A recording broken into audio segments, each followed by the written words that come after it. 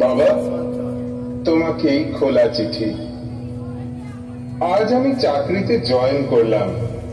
ফেসবুকে পোস্ট করতেই গোটা ওয়ার্ল্ড জুড়ে শুধুই অভিনন্দনের বন্যা। ঝকঝকে অফিস কেবিন, স্মার্ট পরিবেশ। জানো বাবা, এই এসির ঠান্ডা হাওয়ায় নিজস্ব কেবিনে বসে অনেক অনেক কথা মনে ভিড় করে আসছে। 10 তলা অফিস বিল্ডিং এ বসে দেখছি নীল আকাশে সাদা তুলোর মতো মেঘ। মনে পড়ছে জগদ্ধাত্রী পুজোর কথা। আমি তখন এতটাই ছোট যে লোকের ভিড়ে ভালো করে ঠাকুরের মুখ দেখতে পেতাম না।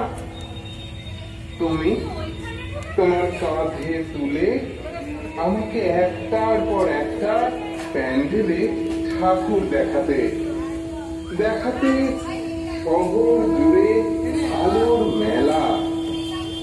এটা সেটা কত কি বায়না করতাম, তুমি হাসতে হাসতে আমার আবদার মেটাতে।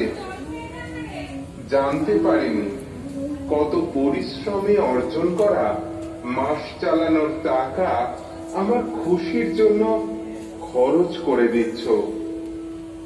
মনে আছে বাবা, শীতকালে আমি বড্ড ভুগতাম না? আমার প্রতিটা অসুখের ক্লান্ত রাতে ডিউটি করে এসেও মাথার পাশে জেগে থাকতে বরাবর।